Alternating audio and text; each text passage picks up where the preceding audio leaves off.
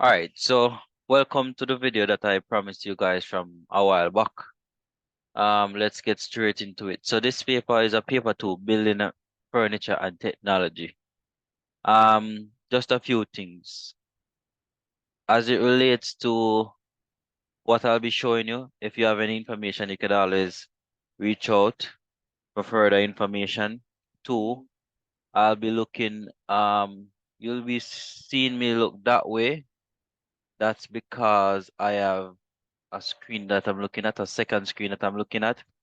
Also, uh, I'll suggest that you take notes. So as we go along throughout the video, take notes, write them down. You know, gives you a chance to retain the information that I'm actually showing here.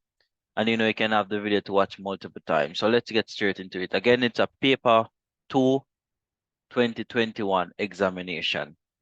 Um, so question 1. So figure 1 shows a concrete footing that is to be constructed to support a foundation wall of a building. The concrete footing is 7,620 millimeters long, 609 millimeter wide, and 203 millimeter thick. An appropriate steel mat is to be constructed to reinforce the concrete. Now, what they're basically trying to say is that a steel matting should be constructed, which is a steel matting right here, to be placed in this concrete footing. Now, the question says determine the dimension of the steel mat that should be used in order to allow 30 millimeter concrete to cover all ends. Now, as you can see here, this is a concrete footing again. This right here is the concrete footing, and this is the steel matting inside. If you look on the join, you notice that this steel here is not out this side here. It's further in, and same for here, it's further in. So what it will actually look like if you're looking down on it is, say, this is the concrete footing, and the steel will be inside of it like this in a matting format. And this is what the matting will look like, something like a grid. And then a next steel in the middle here. So what they're saying is that from here to here, it's 609. And from here to here is 7620 millimeters. So it says, what should be the dimension of the mat if it is 30 millimeters concrete coverage? So this would have been the concrete coverage area.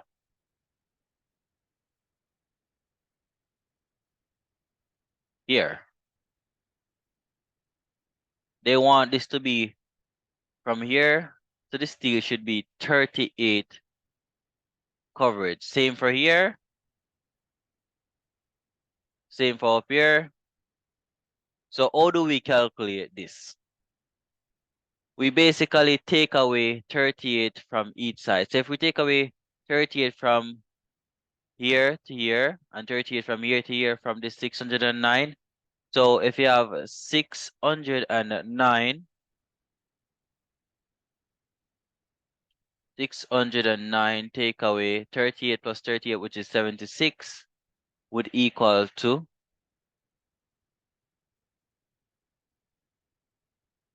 533.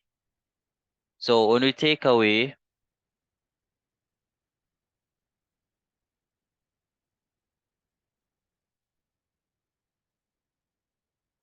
76 from here and 76 from this here, so 76 from 609 would equal 533 millimeter, because we took 38 from this side 38 from this side. So that means the steel matting from here to here would have been, so these long ones go across would have been 533 meters. And from here to here would have been 7,620 take away 76.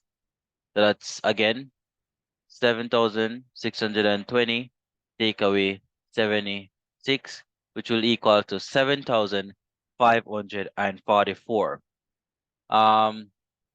What I suggest is that you take your time and go through the video. So 7,544. All right.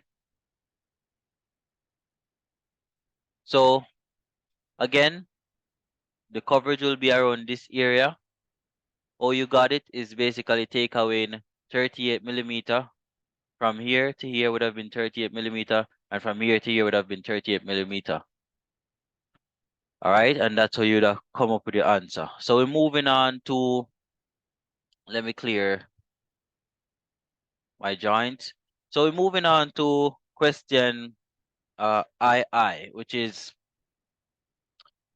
outline the steps in sequential order for constructing a simple matting. In everything you do, you want to first do some measurements. So what I would do is I'll go to the location or go to where the matting is needed and I'll measure. So first, I will know what's the measurement. Then two, I'll cut the steels according to the measurement needed. So step one, take the measurement. Step two, cut the steel. And step three, I will lay them out in a grid format so I can tie them. And that's basically what was done in the first question. So cut the steels and I place them in this format and I tie these area. So that's 3 steps. And moving on from there, they'll put the matting in the foundation. So this is the foundation. I throw concrete inside of it, over the matting to cover the matting. Uh, that's it. Now we are moving on to, just a second. So with that being said, again, first you will measure. Second, you will basically cut the steel bars and you will tie them up. In everything you do, you want to first. So even if they ask about a bookshelf, the first thing you want to do is to first get the measurements of the bookshelf, then you start cut them out, then you start putting them together. Always measure first so you can have something working from. Next thing you want to go to is two components of the built environment. Now, what I want to always suggest is that when you are reading the CXC questions, what you want to do is first break down the questions into two. You notice we have the word built and we have the word environment, right? So built is normally making something, environment is our surrounding. So if you were to look at the things that are built within the environment, you would talk about schools, houses, you talk about the parks, you talk about the walkway, urban areas. That's pretty much what the built environment is talking about. So break down the question. No need to say you can't do it. Once you try to break down the question, you'll get an idea of what to do. All right, so moving along to the next question. All right, so the next question says suggest two reasons for the decrease of soil quality in the Caribbean. No, deforestation. No, when we talk about deforestation, guys, deforestation is a major problem in the Caribbean in which, simply put, they normally clear the area, like they have a long area with a lot of trees. What they do is they clear it down so they can do agriculture, and that leads to deforestation. Also, they clear the area so they can build houses, and that leads to deforestation, in which can lead to soil erosion, nutrient depletion. So all of these lead to something else. So you just want to think outside the box. Soil quality, when we talk about soil, we talk about the dirt, the earth. Just think about it, break it down. So again, deforestation and the overuse of fertilizers. Yes, that can affect the environment. The chemicals can affect the environment. Moving along. Again, if you have any questions, you can always reach out to me and I'll put some clarification on it.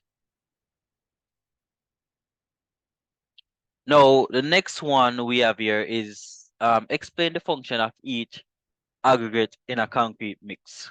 As I said before, you could just take your time to break it down. Uh, really and truly, the concrete, I'd say, it's pretty much the binder. It holds everything together. If you were to mix just sand and stone, I can guarantee that won't hold by itself because you need, sorry, the cement as a binder. The cement plays a binding role. So cement is used in a variety of construction projects. Normally it's the main thing. Moving on to sand.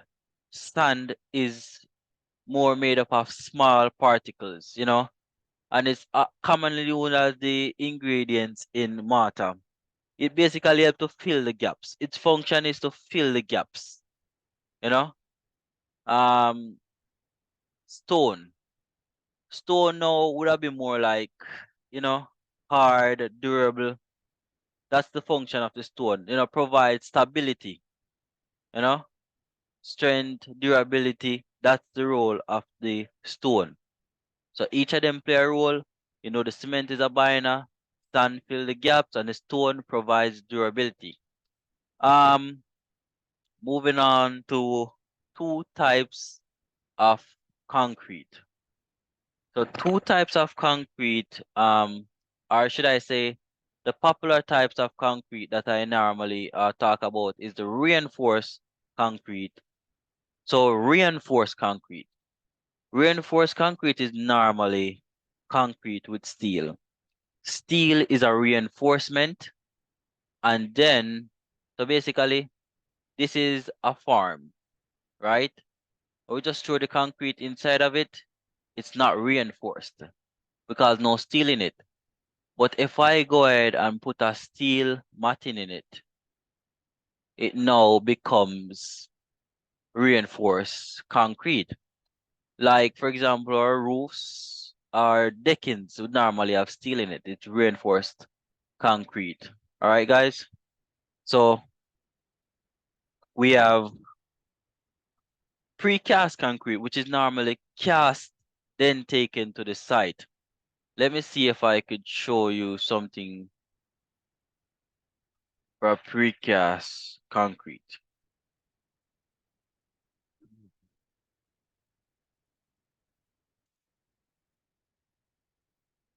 See? For example, at school, you'd normally see, if you look at the roofs are precast. They're cast somewhere else, like this, and then taken to the location for, installment. So precast, which is, as the name say, pre and then cast, done somewhere else, then taken to the location. So that's two, precast and reinforced concrete. So now we are here with the a building. This is something we actually done in our SBA project before. And the question says that we should list 6 tools that's used for laying out of the building at the top of your head. If I'm going to lay out a building, meaning I'm gonna set out the profile board and all of that. Think about you'll need a hammer, you would need a sledgehammer, you need a claw hammer and a sledgehammer, you need a line level. The line level is placed on the line to ensure that the line is level. Uh the square, the builder square, which is normally shaped like a L, just so you can remember, the masonry card, the tape measure, wheelbarrow, and the anvil. Or some people don't use anvil, but just to name a few, just think about it. Just like the SBA we did, or just like any for every building technology student, you all did a building layout, and I can guarantee you the tool that I have called would have been a part of your tool listing. So that's a six tool. Again, you can pause the video, write the information down as you go along. Oh, so this one says make need label sketch to show the position of each of the following. So just a quick demonstration to show you what it would normally look like. You know, the profile boards normally look something like this. Then you'll have some lines connecting each side to show the foundation line and the block wall line. You have one here. Normally, you can put one here. From here to here, here to here. This is just a quick demonstration. Again, the profile boards with the pegs installed at the back, the lines to show where the block would have been, foundation wall. All right, moving along.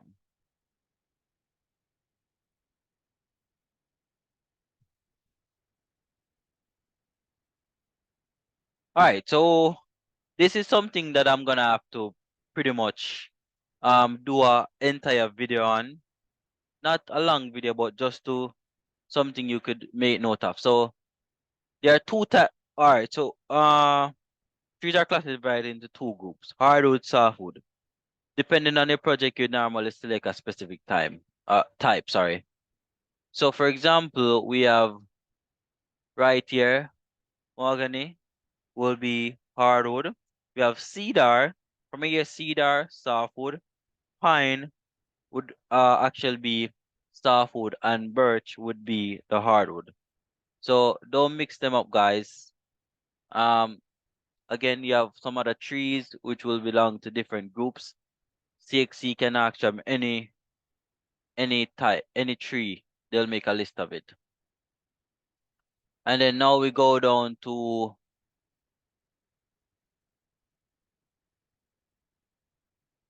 now we go down to the next question. So from grade 7, you would have been introduced to the cross section of a tree. Now the cross section of a tree, you have different areas, such as everyone should know that this is the pit. You normally have the medulla rings, you have the heartwood, which is right where it's labeled now. So the pit and the heartwood are labeled. You have the softwood, you have the bark, which is normally outside here, and then the inner bark. So normally you get this in grade 7. Um, I'm gonna do a little bit more on this topic, uh, a video to itself to basically explain all of that. All right, but we're just doing the past paper right now.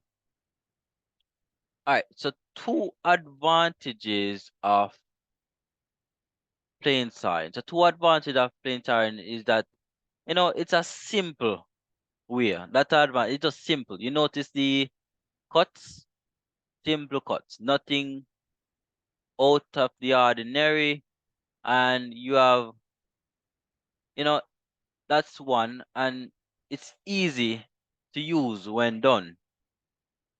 It's better to use that way rather than it being cut slant or a different type of sign. So it's easier to use that way. So it's simple and easier to use. Again, you can look up additional information to support that. Uh, state, I'm sorry, suggest one disadvantage of any other timber conversion. You have many other methods, right? One of the one that I think it's takes up a lot of time is the quarter sign. It takes a lot of time to do the quarter sign. Let me just go quickly here to show you what the quarter sign is like.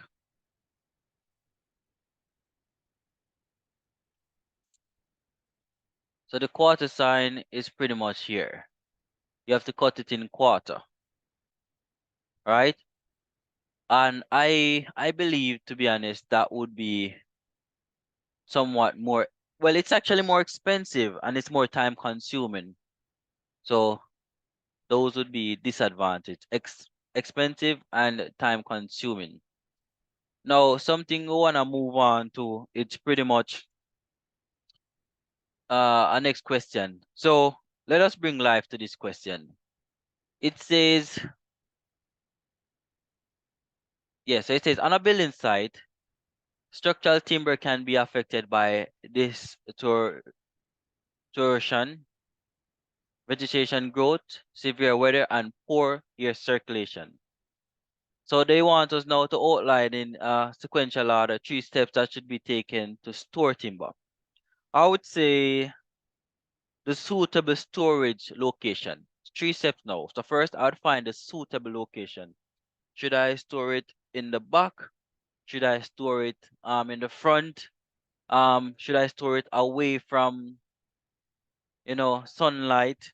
Um, After I do that, I want to prepare the storage location. So one, find the location. Two, I want to prepare the area. So it should be clear from debris. If I prepare the location, it should be that if we have like a flood, it will be able to be away from the water. And then finally, protect the timber. Should we cover it? Should we put plastic sheeting? Should we set it up that no form of weather can get to it? You understand? So those are things that we want to take into mind. And what I want to do to close off the video is to basically uh do a calculation, this calculation here, and then we'll create a part 2 of the video. So first, uh calculate the moisture content for a sample of wood which weigh 29.5 grams when wet, and when dried it is 25.6. So this is a piece of wood, right? It's so the formula would be the wet, which is 29.5 minus 25.6 over the dried, which is 25.6. So wet minus dry over 25, uh, sorry, this would be 25.6. So wet minus dry over dry multiplied by 100. And when you do that maths, you should get 3.9 over 25.6 times 100, which will equal 15.23%, right? So that will be the answer there. And so that will be the answer of the moisture content present. So I'm gonna end the video here and I'm gonna start video number 2. Uh so you can go over to video number 2.